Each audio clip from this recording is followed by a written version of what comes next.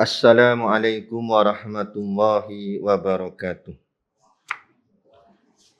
La hadrati Sayyidina wa Habibina wa Syafi'ina Muhammadin sallallahu alaihi wasallam wa ila arwahi abaihi wa ikhwanihi minal anbiya'i wal mursalin salawatullahi wa salamuhu alaihi wa alaihim ajma'in wa ala ali kulli wa sahabati wal qarabati wa tabi'in wa tabi'i tabi'in bi ihsanin ila yaumiddin wa ila arwahi walidina wa muallimina wa zawil huquqi alaina ajma'in.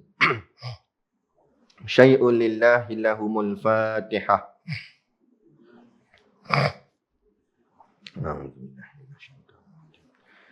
Bismillahirrahmanirrahim. Alhamdulillahi rabbil alamin. Ar-Rahmanir Rahim. Maliki yaumiddin. Iyyaka na'budu wa iyyaka nasta'in. Ihdinas siratal mustaqim. Siratal ladzina an'amta 'alaihim ghairil maghdubi 'alaihim waladdallin.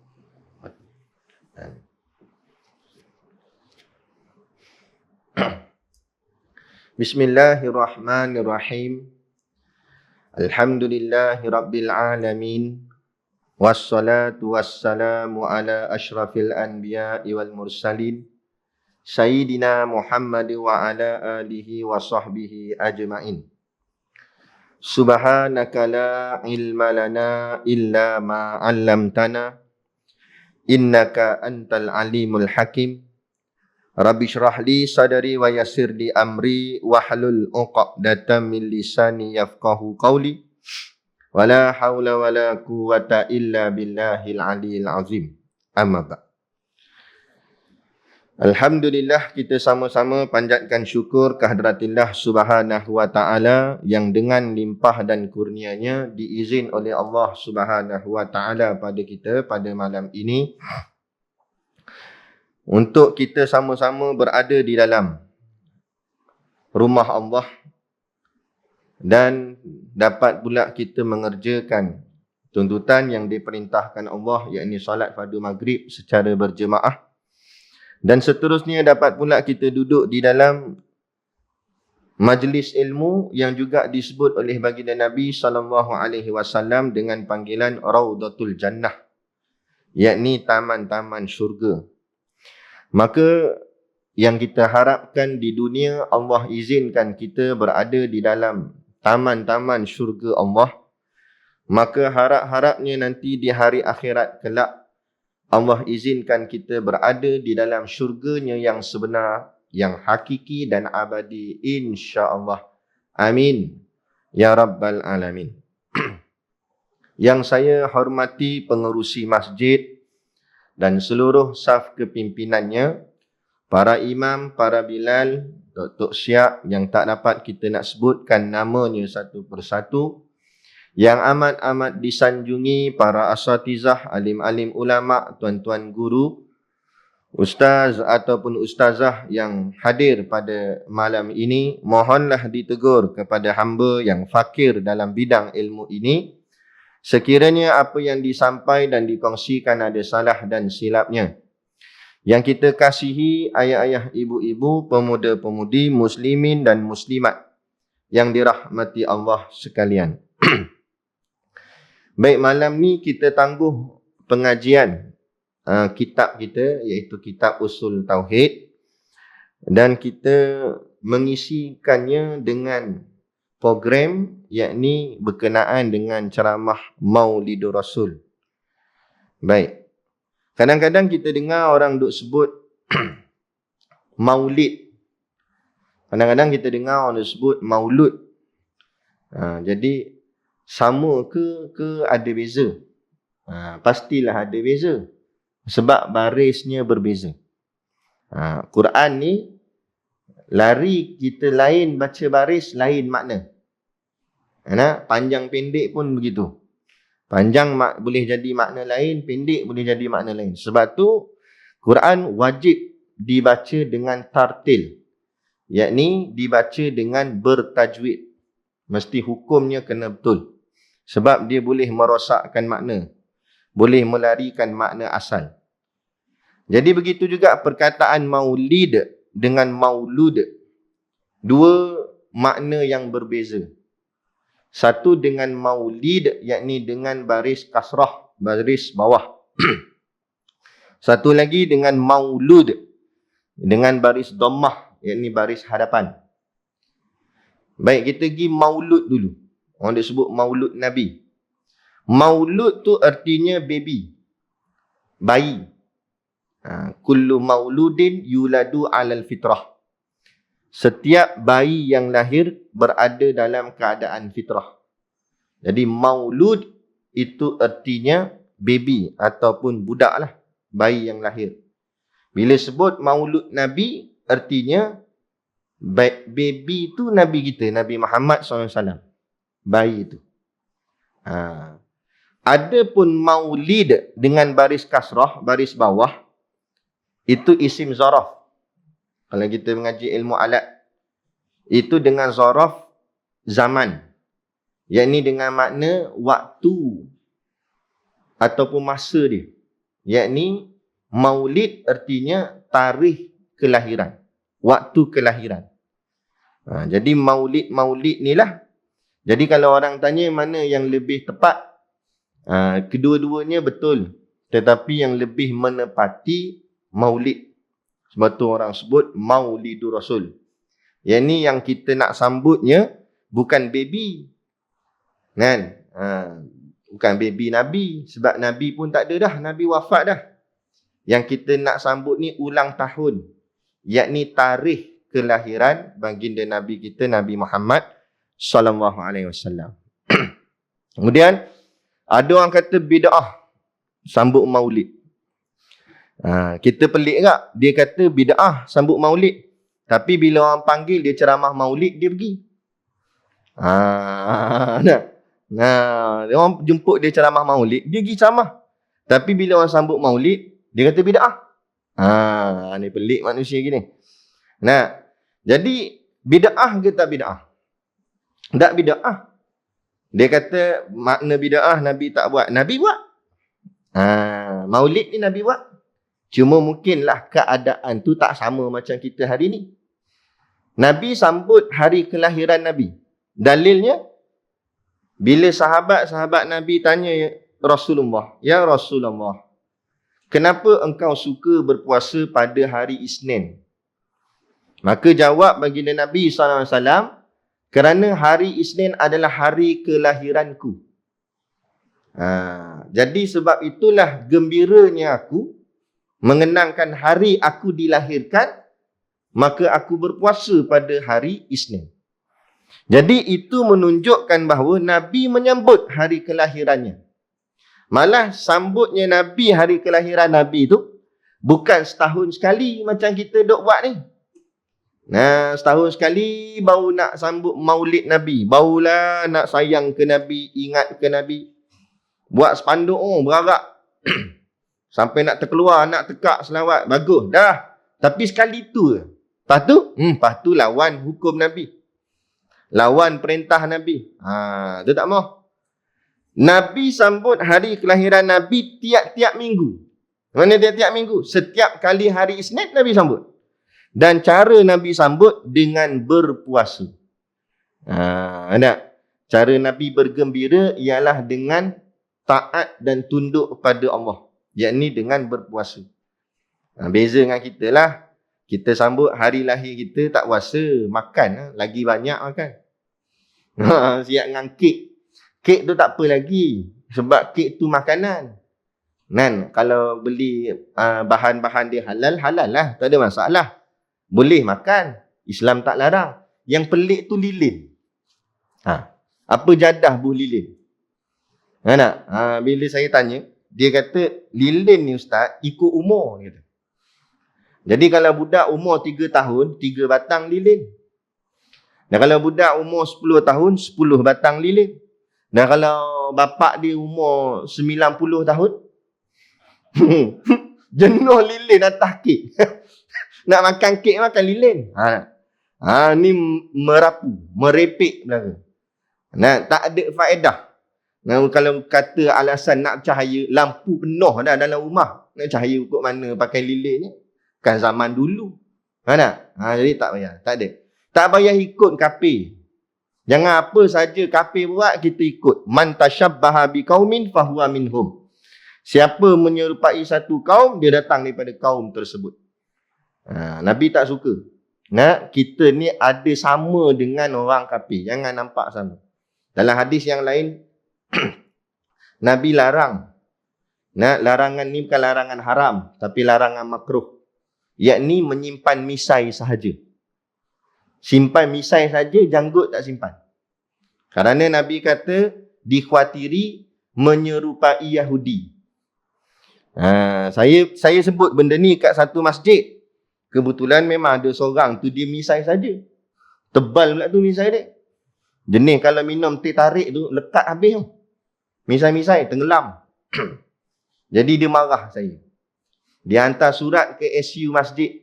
Suruh berhentikan saya mengajar. Sebab saya bulanan situ. Kan? SU pun serba Akhirnya panggil lah kedua-duanya, saya dengan dia. Saya jawab kat dia, saya bukan kata siapa-siapa. Dan saya tak tahu pun siapa ada misai ke tak ada misai ke. Pakai emas mana kita nak tahu. Bukan saya nampak. Bukan saya saja nak tuju ke dia. Tak. Saya baca hadis. Hadis Nabi sebut begitu, kita sebutlah. Bukanlah maksudnya bila misai saja, dia jadi Yahudi. Tak. Tapi Nabi nak ajar kita jangan nampak sama macam kafir. Hatta sampai tahap misai janggut pun Nabi suruh nampak beza. Supaya Islam biar ada beza dengan yang bukan Islam. Ni sama je. Orang kafir seluar pendek, orang Islam pun seluar pendek. Apa jadahnya gitu? Biarlah nampak beza. Sahabat-sahabat Nabi kata, ya Rasulullah, ada di antara orang kafir ni sembah matahari. Nabi kata kita semayang subuh sebelum matahari naik. Supaya kita tak sama dengan mereka dan kita jadi lebih dahulu daripada mereka. Betul ada larangan semayang bila matahari naik. Kan? Sebab tak nak khawatir takut nampak sama macam orang bukan Islam, orang kafir. Jadi biar kita ada beza. Sebab tu dulu, di sebuah tempat dulu, zaman dululah, pernah dikeluarkan satu fatwa yang keras. Waktu tu mungkin ada masalah sedikit agaknya. Jadi ada pandangan ulama yang mengeluarkan hukum bahawa munafik siapa yang tidak pakai kopiah. Satu tiga dulu bukan di sini, di tanah Arab mana saya tak ingat. Tapi pernah dikeluarkan hukum begitu berat. Kerana apa? Kerana mungkin nampak sangat sama dengan yang bukan Islam. Dan waktu tu mungkin ketara ke soal akidah dan sebagainya. Kan? Jadi ada ketikalah dulu. Makna nak ceritanya bukanlah bila kita takkan kopiah jadi munafik. Tak. Kan? Tapi nak ceritanya biarlah kita ni ada beza dengan yang bukan Islam. Baik. Nabi kita Nabi Muhammad SAW, tak ada orang lain sebelum Nabi yang bernama Muhammad. Sebelum Nabi lahir. Ada orang-orang ahli kitab, dia baca kitab-kitab lama, kitab Taurat, kitab Injil. Dalam kitab Taurat Injil tu dah sebut dah nama Nabi. Jadi ada di antara mereka mengharapkan anak yang mereka lahirkan ini ialah Nabi akhir zaman, Nabi yang terakhir. Maka diletakkanlah nama Muhammad. Ataupun ada yang letak nama Ahmad. Sebab ada riwayat kata dalam kitab Taurat disebut namanya Ahmad. Tapi semua yang diletakkan nama Muhammad atau Ahmad mati. Mati kecil. Tak ada yang kekal hidup. Sehinggalah lahirnya Nabi kita Nabi Muhammad SAW yang diberi dengan nama Muhammad. Perintah daripada malaikat Jibril alaihissalam yang hadir di dalam mimpinya Siti Aminah, iaitu ibunda baginda Nabi SAW. Malaikat bagi tahu, wahai Aminah, kamu melahirkan seorang Nabi, pemimpin umat. Namakan dia dengan nama Muhammad. Sebab tu ada ulama menyebut, nama Muhammad, nama yang masyhur di bumi. Ada pun nama Ahmad yang masyhur di langit. Ahmad pun nama Nabi. Nama Nabi ni banyak. Bukan Muhammad saja, nama Nabi banyak. Antaranya disebut dalam kitab-kitab tafsir Quran. Antaranya namanya Yasin. Tu kita baca surah Yasin. Tu Yasin tu nama Nabi. Toha nama Nabi. Banyak lagi lah. Nama-nama Nabi kita, Nabi Muhammad sallallahu alaihi wasallam. Kalau ni dah boleh rentas negeri kan. Kalau rajin lah, pergi ke Pulau Pangkor, tempat kami tu di Perak tu. Pergi Pulau Pangkor, cari sebuah masjid namanya Masjid 1000 Selawat. Nama masjid tu Masjid Al-Badar 1000 Selawat nama dia. Kenapa 1000 selawat? Kerana di dinding-dinding masjid tu ada 1000 selawat ke atas Nabi. Kalau kita tengok dia punya ukiran-ukiran tu memang cantik lah. Ada 1000 selawat. Ada nama-nama Nabi. Tertulis nama Nabi. Dah sampai daripada dinding sampai ke bumbung. Semua ada tulis. Saya tak pernah kira lah. Tak ada nak kira. Pening sekat 1000. Tapi orang kata ada 1000. Tak cukup, tak tahulah. Tapi dia kata 1000 selawat. Tu hebat. Nabi kita Nabi Muhammad sallallahu alaihi wasallam. Nabi Muhammad, Nabi kita ni dilahirkan oleh Allah Subhanahu wa taala. Memang Allah dah pilih siap ini akan menjadi nabi. Walaupun masa Nabi lahir belum dilantik jadi nabi. Tapi dah ditetapkan inilah nabi. Jangan pula kita faham asalnya Muhammad ni orang biasa je. Umur 40 baru dia terpilih jadi nabi. Tak, awal masa bayinya lagi. Dalilnya kerana berlaku beberapa perkara-perkara yang mencari adat kepada baginda Nabi. Antaranya disebut di dalam kitab Kifayatul Muhtaj, karangan Syekh Daud Al-Fatani. Ada disenaraikan 10 orang baby yang boleh berkata-kata semasa kecil, semasa bayi lagi. Yang logik akalnya, budak baby tak boleh cakap lagi, tapi 10 orang ni boleh cakap. Saya tak nak hurailah 10 tu, tapi salah seorang daripada 10 tu, Nabi kita Nabi Muhammad SAW. Masa Nabi keluar daripada perut maknya, ada riwayat kata Nabi dalam keadaan bersujud. Dalam keadaan sujud, dan Nabi menyebut, Allahu Akbaru kabira, walhamdulillahi kathira, wa subhanallahi bukratan wa asila. Itu yang kita amalkan bacaan tu, kita baca di dalam doa iftitah kita. Sebenarnya Allahu Akbaru kabira tu belum lagi doa iftitah. Doa iftitah bermula wajah tu wajah yalillazi fataras samawati wal ard. Itu sebenarnya doa iftitah. Tapi ditambah zikir Allahu Akbaru kabira walhamdulillah katsira, antara hikmahnya kerana mengambil daripada permulaan perkataan yang diucap oleh baginda Nabi SAW semasa keluar daripada perut mak baginda. Hebat. Nabi dalam kitab juga ada sebut, Nabi dilahirkan keluar bukan daripada faraj. Bukan daripada alat kemaluan perempuan tersebut. Kerana di situ tempatnya keluar najis. Nabi ni mulia, suci. Manakan layak keluar di situ. Maka ulama menjawab, Nabi keluar kut perut. Macam zaman kita hari ni, kita panggil dia Caesar. Orang panggil keluar kut tingkap. Tapi zaman tu kan Caesar lah. Bukan ada pakar bedah kan bedak. Ni Allah buat sendiri. Perut ibu Nabi terbelah dan Nabi keluar kut situ. Tanpa ada pendarahan yang keluar, tak ada. Macam biasa keluar kut perut. Kemudian bila Nabi dah keluar, tercantum balik kulit tu tanpa meninggalkan kesan. Yang ni yang disebut oleh ulama-ulama kita akidah ahli sunnah wal jamaah. Kerana kemuliaannya baginda Nabi SAW. Malah ada yang menyebut bukan setakat Nabi Muhammad seorang, semuanya Nabi-Nabi Allah. Kerana semua Nabi-Nabi Allah itu adalah mulia di sisi Allah. Ada. Itu hebat.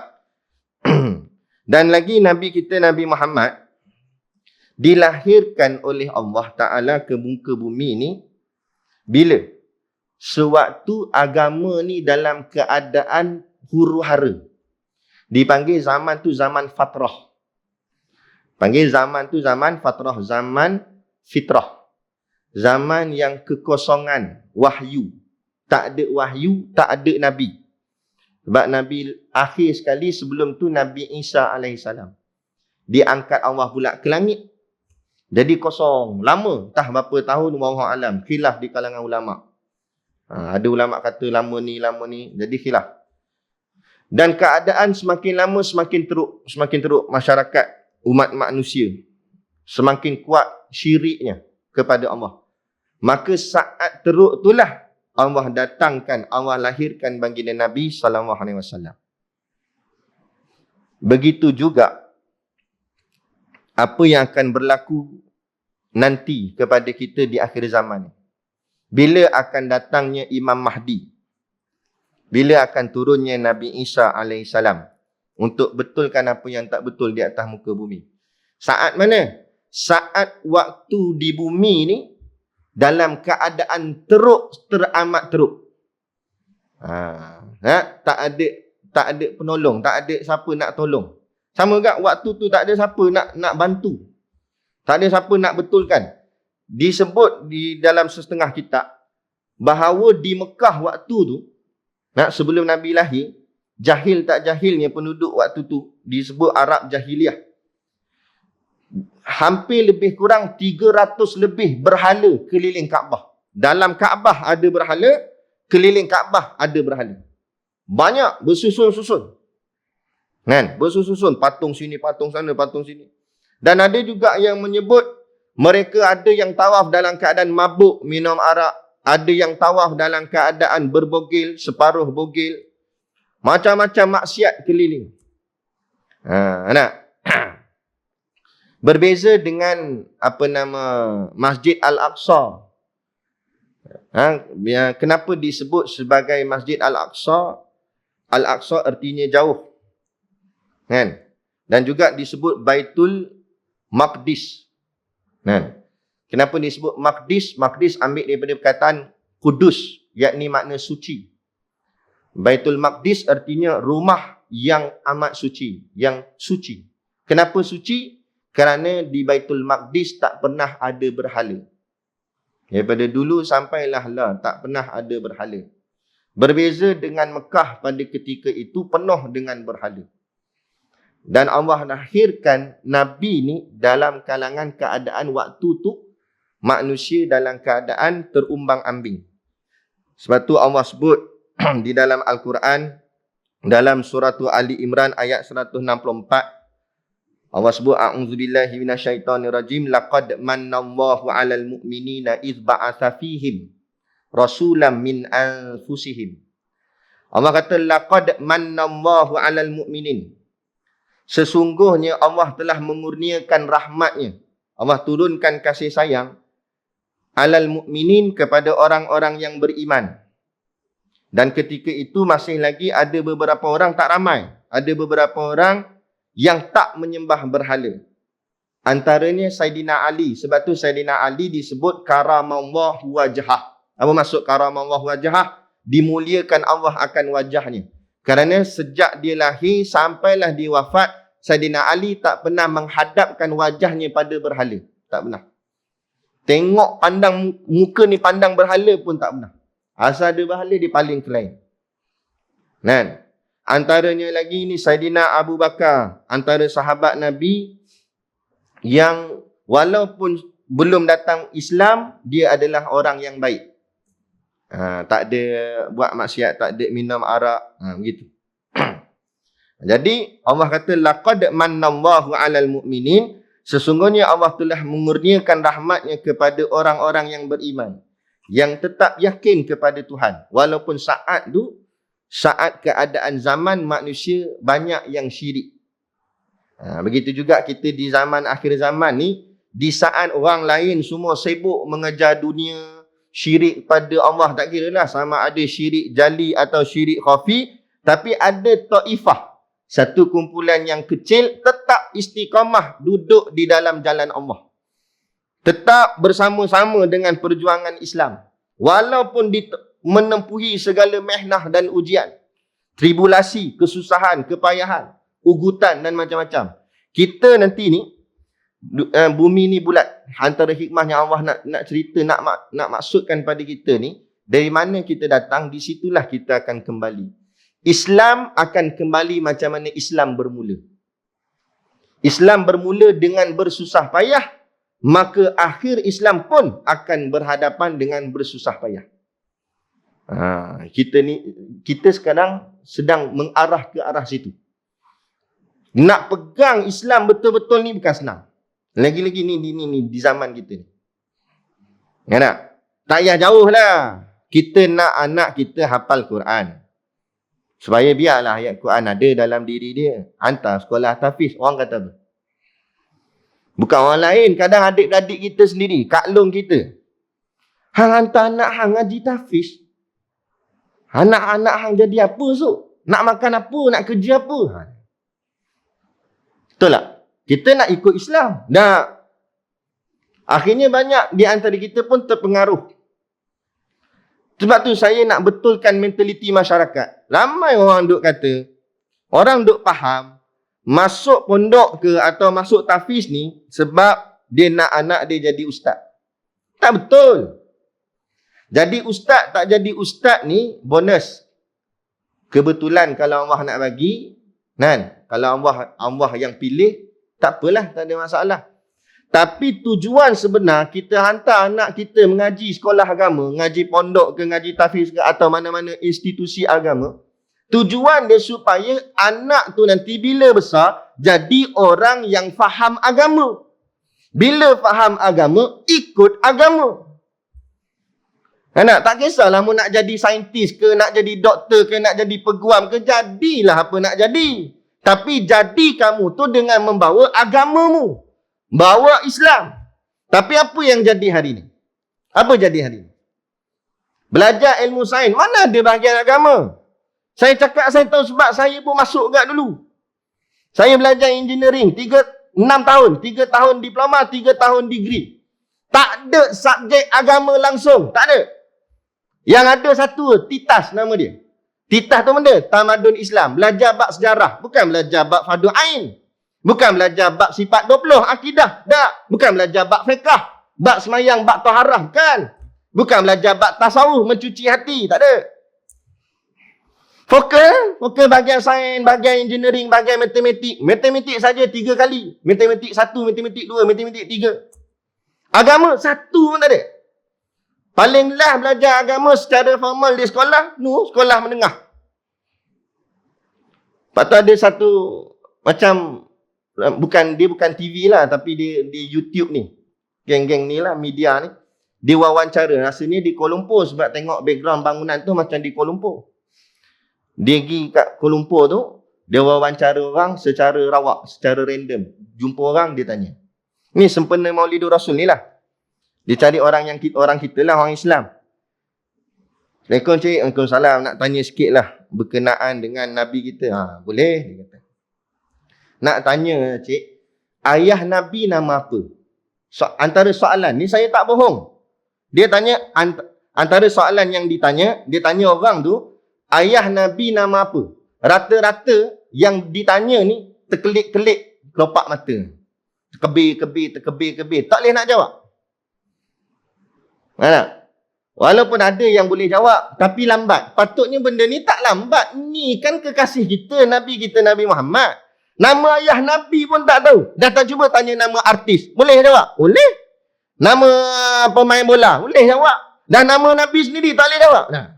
Ni 2021. Bukan masalah COVID paling ketara. Masalah akidah paling ketara. COVID tak ada masalah. Penyakit datang dan pergi. Kalau kita tak mati kerana COVID, kita mati bab lain. Sakit jantung, kencing manis, banyak lagi penyakit. Duk ngelak sangat COVID, kena penyakit lain pula. Penyakit ni hitam dan putih kehidupan. Yang jadi masalah akidah ni anak cucu kita. Masalah agama dalam keluarga kita. Sampaikan Nabinya sendiri pun dia tak kenal. Ayah Nabi. Bukan panjang nama ayah Nabi. Bukan suruh baca nasab Nabi sampai Adnan. Sampai Nabi Adam. Jantung Nuh kita pun tak apa nak ingat. Dah ayah Nabi naik satu nama. Muhammad bin apa? Kan tak boleh. Tak boleh. Tak? Lepas tu dia tanya pula. Soalan kedua dia tanya. Siapa dia Siti Aminah? Tak boleh jawab. Ada yang boleh jawab, dia jawab sini. Dia kata isteri Nabi kan? Dia kata, isteri Nabi. Nak kata macam mana? Kalau kata bodoh marah.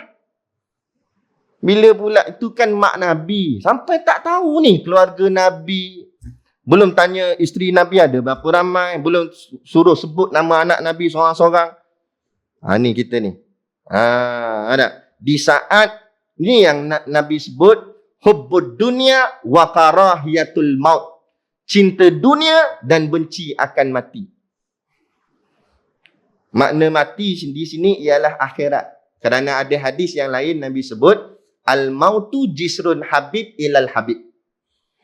Mati itu jambatan kekasih bertemu kekasih. Siapa kasih kita? Allah dan Rasul. Nak bertemu Allah, nak bertemu Rasulullah, titik pertemuan itu ialah kematian. Menghadapi mati, baru kita masuk alam sana. Alam yang disebut sebagai alam ghaib. Barulah kita dapat bertemu kekasih kita, Nabi kita. Dapat bertemu Allah. Ada? Ada? Tapi kalau dunia ni tak, akhirnya terlampau cinta dunia ni sampai takut pada mati, artinya benci kepada nak balik bertemu Allah. Sibuk dengan dunia. Tak cukup kerja siang, tambah kerja malam, overtime. Minta maaf lah kalau terkena. Nah, tak betul. Nah, kuliah terlajak sikit, buat syarat lah. Dah Ustaz, dah. Kerja boleh sampai lajak. Kenapa tak cakap dengan bos? Dah ada bos. Nah, dunia sikit dah. Nah, dunia lebih tak apa. Akhirat tak boleh lebih. Tu bahagian diri kita lah. Kalau macam tu lah tuan-tuan.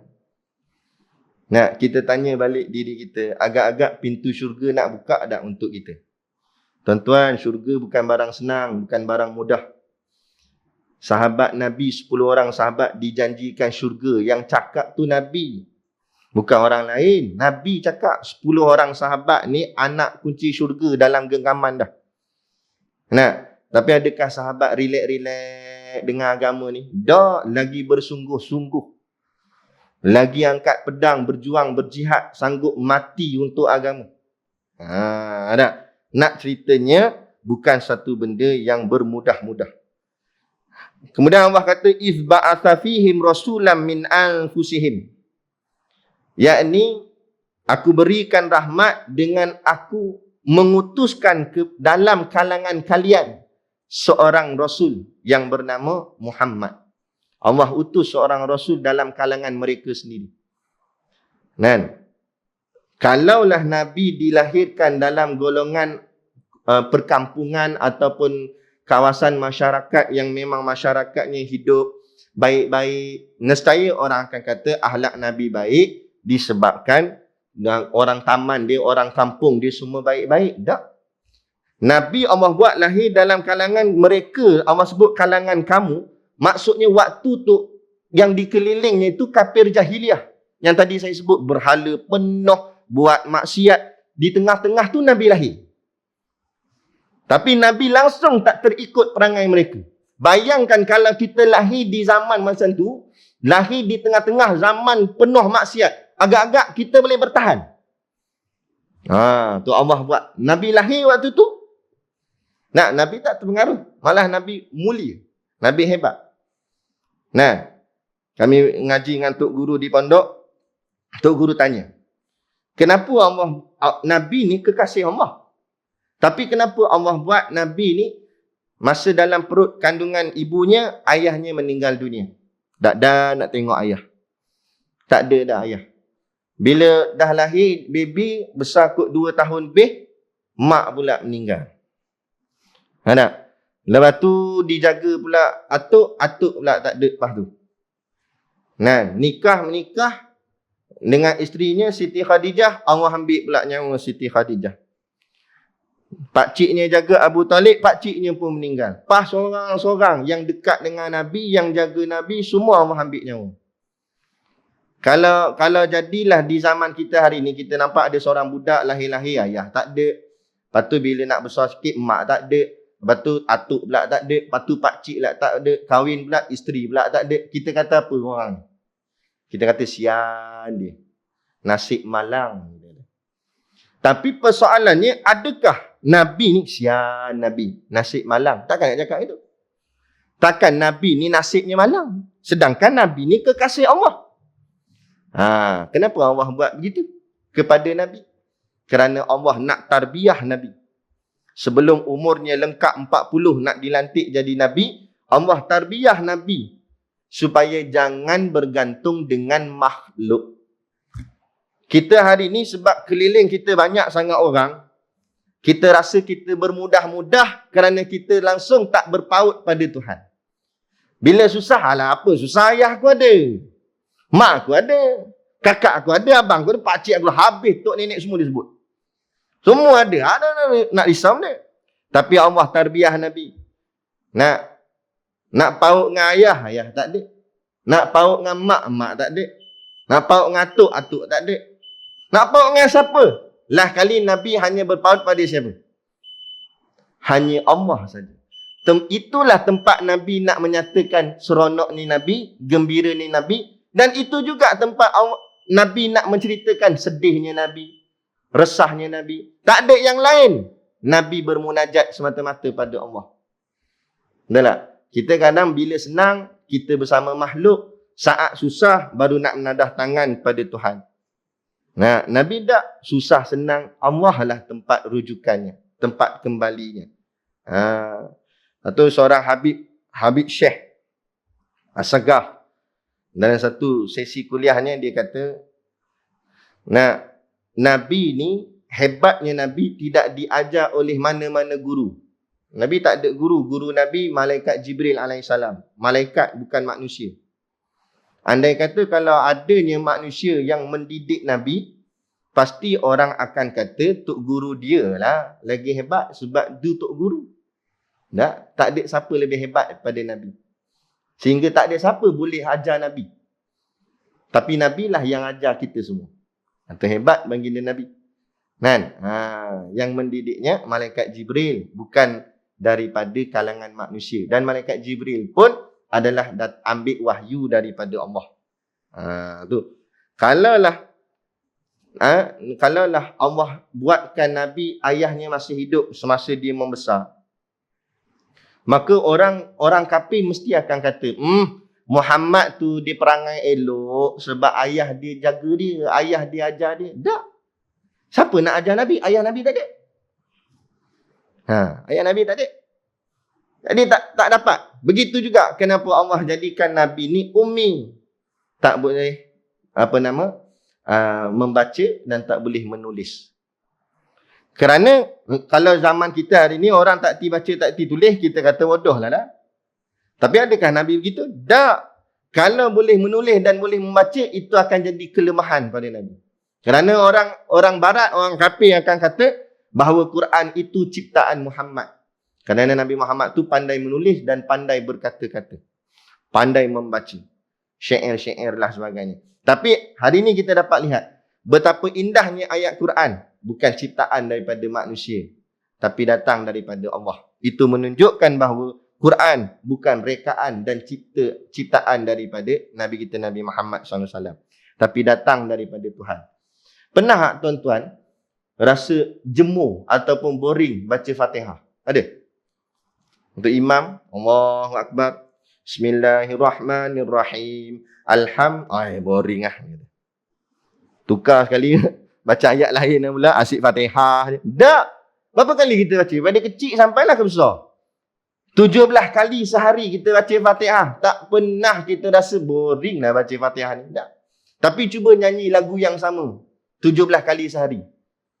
Tak meluat lama-lama. Nyampah aku lagu, asyik-asyik lagu ni, asyik-asyik lagu ni. Sebab apa? Sebab lagu ciptaan manusia.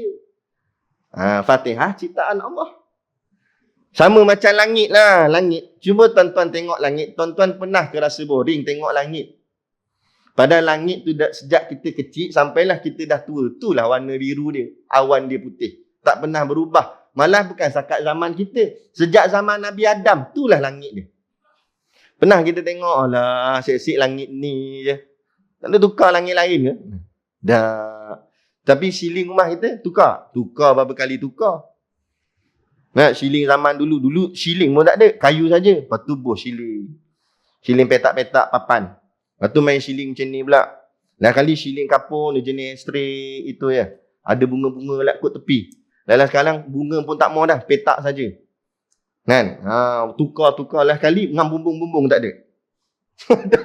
Maknanya manusia buat, kita boring. Tengok, tukar. Jap-jap tukar. Jap-jap tukar. Sama juga. Nah, manusia pilih, wakil rakyat tukar tak? Tukar berapa kali tukar. Tukar pun sama juga. Aduh, macam tu juga tukar ni. Macam tu ni kan ni. Nah, ada tak puas je 5 tahun sekali minta tukar. 5 tahun sekali minta tukar. Kadang tak cukup 5 tahun, tukar dah. Ada buat macam-macam hal. Tapi pernah tak kita jemur? Tukar Nabi lain pula. Muhammad je tukar lain pula. Tak. Nabi Muhammad tu lah. Sampai Nabi tak ada dah. Sampai Nabi wafat. Masih lagi Muhammad lah Nabi kita. Kekasih kita. Sayang ni kita. Sebab apa? Sebab Nabi Muhammad bukan dilantik manusia. Tapi dilantik Allah. Kalau manusia lantik, tak perfect. Nah, tengok manusia lantik ni wakil rakyat ni. Dia kata pembohong. Dia kata nipu, kaki rasuah. Memanglah hang yang lantik pun kaki rasuah agak. Yang tukang lantik pun pembohong agak, lagi kuat bohong. Mau tak bohong? Nah, pergi kerja naik motor, claim taksi. Tak bohong situ. Tahu tak? Nah, niaga bohong. Niaga dah. Dia buh ikan. Dia buh pinggan. Dia buh piring atas. Lepas tu buh ikan atas tu. Orang tengok penuhnya ikan. RM2 je. Dia kata, RM2 penuh pinggan. Buh-buh dalam ada dia dapat 3 ekor kecil-kecil je. Ni tadi nampak macam banyak. Memanglah banyak dia tangkap. Nah, jual buah tembikai, potong-potong, buh dalam plastik merah. Tengok merahnya. Buka bawa balik, buka-buka air plastik. Pudar. Nah, tak ada merah pun. Tawak habiak. Ada. Bohong. Niaga bohong. Dia kata tu kan bohong tak? Tu strategi. Banyak strategi. Nabi jujur. Nabi niaga tak? Cuba tengok Nabi. Pergi bumi Syam. Nabi niaga. Kain koyak. Nabi beritahu. Ni kainnya koyak. Harganya turun sedikit. Sebab kualiti kainnya koyak. Nabi bagi tahu. Begitulah cara agama. Dah. Ni. Jadi, kita ambil iktibar. Daripada kelahiran baginda Nabi SAW ini bukanlah semata-mata sebagai satu sirah sejarah yang nak kita sebut tiap-tiap tahun. Tetapi kita kena pandang inilah yang pertama sekali, inilah nikmat yang terbesar. Disebut oleh ulama a'zamun nikmah, kan? A'zamun nikmatin ala ibadihi kathiratun. Banyaknya nikmat Allah beri kepada hamba-hambanya. Tetapi nikmat yang paling besar yang Allah berikan kepada al-jinni wal insi, jin dan juga manusia, nikmatu Rasulullah SAW. Yakni nikmat dapat jadi umat kepada Nabi kita, Nabi Muhammad SAW. Sehingga kan ulama menyebut bahawa malam kelahiran Nabi lebih mulia, lebih hebat, lebih agung daripada malam Lailatul Qadar. Walaupun Lailatul Qadar itu disebut di dalam Quran. Lailatul Qadari khairum min alfi syahr. Lailatul Qadar itu lebih baik daripada 1000 bulan. Betul, memang dalilnya begitu. Tetapi timbul satu persoalan, kata ulama. Kalau tak lahirnya Muhammad, kalau tak lahirnya Nabi Muhammad, maka manakan ada malam Lailatul Qadar. Kerana ada malam Lailatul Qadar, adanya Nabi kita Nabi Muhammad SAW. Kalau tak adanya Nabi Muhammad, tak ada masjid Jamek Kampung Binjai. Tak ada. Silap-silap kuil ke apa sini? Tahu? Nampak? Kerana adanya Nabi Muhammad lah hari ini kita ada masjid. Kerana adanya Nabi Muhammad, hari ini kita jadi Islam. Hari ini kita pakai jubah, baju Melayu, kopiah, kita semayang, sujud kerana baginda Nabi kita Nabi Muhammad SAW. Kalau tak, siapalah kita dan di manakah kita? Nah, itu saja. Kan, kalaulah Nabi tak suruh para sahabatnya menyampaikan dakwah ke seluruh dunia, manakan sampai Islam sampai di tanah kita, tanah Melayu kita. Kalau Islam tak sampailah di tanah Melayu kita, apa agaknya agama kita pada hari ini? Renunglah. Dan sahabat nak sampai agama sini ingat senang. Ulama-ulama ingat senang. Macam-macam ujian, macam-macam cobaan. Tak payah kata sahabat, Nabi sendiri penuh pelbagai ujian dalam menyampaikan dakwah agamanya. Dibaling dengan batu, dibaling dengan najis, macam-macam. Nak? Lepas tu, kes saya itu, saya sembang lah dengan Tok Guru, minta nasihat. Tok Guru sengih ya. Dia kata, baru report. Kan? Tok Guru ISA pernah masuk. Sikit je. Nabi dibaling dengan batu. Dibaling dengan najis. Bila kita nampak di hadapan kita kafir yang benci kepada Islam, itulah jalan perjuangan kita. Betul lah tu jalan tu. Tapi kalau kita tengok yang memusuhi kita dari kalangan alim ulama, cek balik. Takut ada silap jalan kita tu. Langkah kita tu.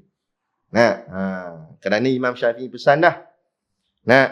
Kamu bergurulah dengan ulama yang tidak disukai oleh orang-orang kafir dan musuh-musuh Islam. Janganlah kamu berdamping dengan ulama yang duduk bersekongkol, sendeng menyendeng dengan orang kafir dan musuh-musuh Islam. Jadi ukuran kita begitu dalam perjuangan. Kita tengok tok-tok guru kita, ada yang difitnah. Betul lah tu. Itulah jalan dia. Jalan perjuangan agama. Inilah sunnatullah, perjuangan agama. InsyaAllah. Moga-moga kita kasih, tanda kita kasih pada Nabi bukan semata-mata kita selawat, sambut maulid. Tapi tanda kita kasih pada Nabi, kita akan sambung perjuangan Nabi ni untuk zuriat anak keturunan kita supaya Islam terus bertahan dalam tanah air kita. Berjuang sungguh-sungguh pertahankan agama. InsyaAllah pilihan raya yang mendatang, pastikan kita memilih golongan yang nak menegakkan agama. Menegakkan syiar Islam. Menegakkan hukum hakam Allah. Bukan semata-mata memberikan, orang cakap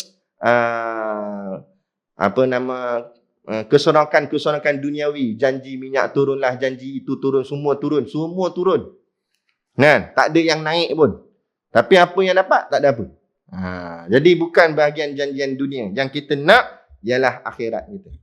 Biarlah hidup kita ekonomi melambung tinggi pun, paling tidak maksiatnya kurang. Ni tak ekonomi pun melambung tinggi, maksiat pun jadi. Tak apa jadi. Tahu dapat? Dunia tak apa, akhirat pun entah ke mana. Habis. Ni Arab pula ni. Tadi rasa macam nak berhenti. Dengar ni sakit hati pula lagi ni. Arak timah. Lepas tu baru tahu pula ni, Omar pun ada nama. Yang peliknya tu nama anak saya dua-dua tu. Nama anak saya Muhammad Omar seorang. Yang sulung. Yang kedua Nur Fatimah. Dua-dua kena Timah dengan Omar. Asam tu. Nampak? Lampau sungguh puak-puak ni. Jadi kita nak. Moga-moga. Tuan-tuan cuba tuan-tuan fikirlah tuan-tuan. Thailand tak ada kilang arak. Singapura tak ada kilang arak. Malaysia 3 biji kilang arak. Siap supply dalam Asia Tenggara. Hebat tak hebat? Ada. Malaysia ada pusat kasino Genting Highland. Yang bertaraf Las Vegas. Punya hebat tak hebat? Siap? Thailand, walaupun tu negara kafir, tak ada. Ni negara Malaysia yang dalam perlembagaan sebut perlembagaan yang agama Islam. Tiba-tiba ada benda yang diharamkan oleh Rasulullah. Kita kena berjuang. Tak boleh duduk diam. Kalau kita diam, seolah-olah kita meredai maksiat yang berlaku di depan mata kita. Disebut oleh ulama, syaitan akhras, setan bisu. Bila kita diamkan kemungkaran yang ada depan mata kita. Buatlah setakat mana kita buat. Paling-paling tidak, kita menyokong jemaah Islam. Orang yang nak pertahankan Islam, nak bawa ayat Quran dan hadis ke dalam parlimen, kita sokong orang gini. Kita bantu perjuangan gini. InsyaAllah. Moga-moga negara kita akan dirahmati Allah dan diberikan pemimpin-pemimpin yang nak menegakkan akan hukum hakam agama Allah. Dan sebelum kita semayang Isyak, saya nak mengajak sama-sama mari kita berselawat ke atas Nabi sebagai satu sebagai satu usaha diri kita untuk berselawat ke atas Nabi SAW, tanda kita kasih kepada baginda. Panduan selawat majlis sambutan Maulidur Rasul peringkat Qaryah. Bismillahirrahmanirrahim. Jadi kita minta sama-sama kita berdiri sebagai tanda kita hormat kepada baginda Nabi kita, Nabi Muhammad sallallahu alaihi wasallam. Insya-Allah.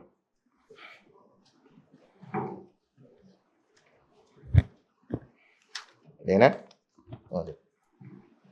Oh, banyak.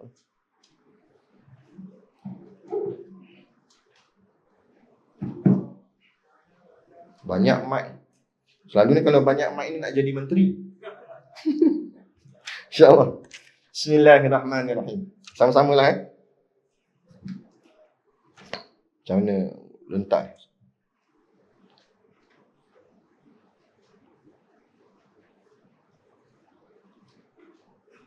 Tak datang. Sallallahu alaihi Muhammad. Betul. Kadang-kadang banyak rentak. Bismillahirrahmanirrahim. 1, 2, 3. Sallallahu ala Muhammad sallallahu alaihi wasallam. Sallallahu ala Muhammad sallallahu alaihi wasallam. Ya Nabi salam alaika, ya Rasul salam alaika, ya Habib salam alaika, salawatullah alaika, sallallahu ala Muhammad sallallahu alaihi wasallam. Sallallahu ala Muhammad sallallahu alaihi wasallam. Ashraqal badru alaina faktafat minhul buduru mithla husnika ma ra'ayna qattu ya wajhash syururi. Sallallahu ala Muhammad sallallahu alaihi wasallam. Sallallahu ala Muhammad sallallahu alaihi wasallam. Anta syamsun anta badrun anta nurun fawqa nuri.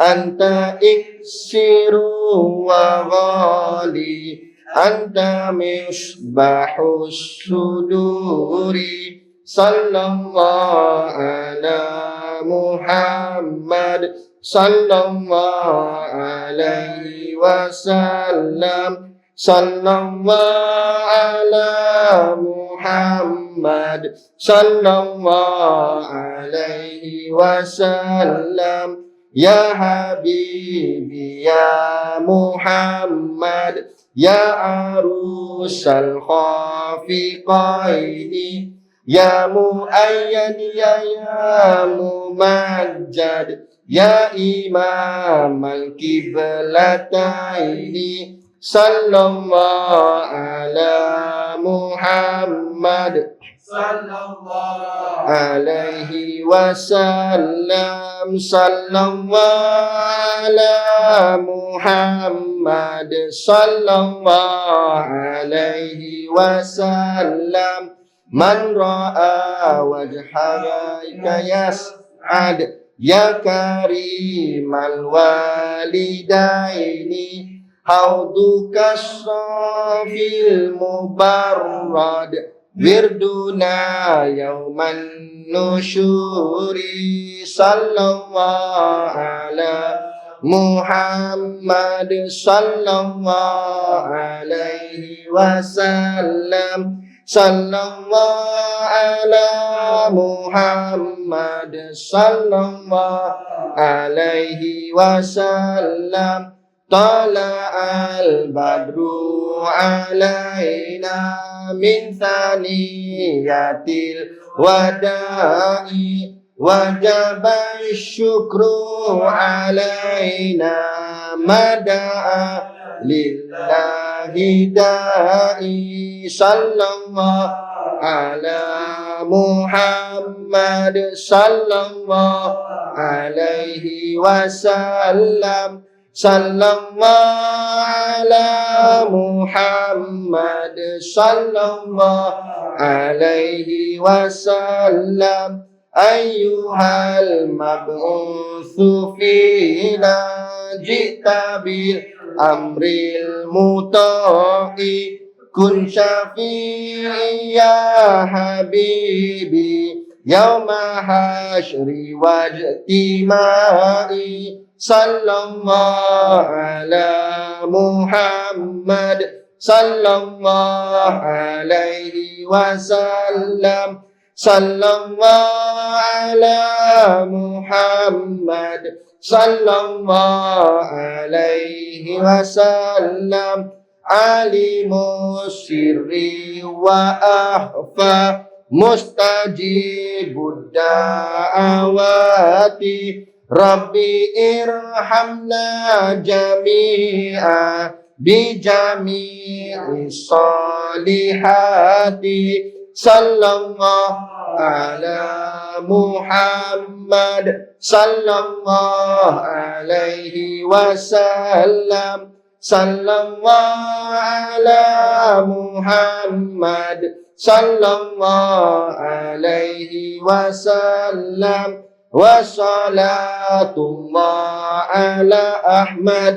iddatah riris suturi Ahmadul Hadi Muhammad sahibul wajhil muniri sallallahu ala Muhammad sallallahu alaihi wasallam sallallahu ala Muhammad sallallahu alaihi wasallam.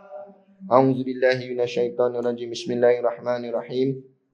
Alhamdulillahi rabbil alamin wassalatu wassalamu ala asyrafil anbiya'i wal mursalin sayyidina Muhammad wa ala alihi wa sahbihi ajma'in. Allahumma taqabbal minna salatana wa du'aana innaka antas samiul alim wa tub alaina innaka antat tawwabur rahim. Allahumma ja'al dinana dinan nabi Muhammadin sallallahu alaihi wasallam wa islamana islamal muslimin wa imanana imanal mu'minin wa salatana salatal khashiin wa a'malana a'malas salihin wa niyatana niyatal mukhlisin wa dhunubana ya Allah dhunubal mustaghfirin wa hayatana hayatal ulama wa mautana bimauti syuhada wa dakhinal jannata ma'al anbiya'i alaihimus salatu wassalam. Rabbana atina fid dunya hasanah wa fil akhirati hasanah wa qina azabannar wa qina azabannar wa qina azabannar. Sallallahu ala khairi khalqihi sayyidina Muhammad wa ala alihi wa sahbihi wasallam. Subhana rabbika rabbil izzati amma yasifun. Salamun ala mursalin walhamdulillahi rabbil alamin.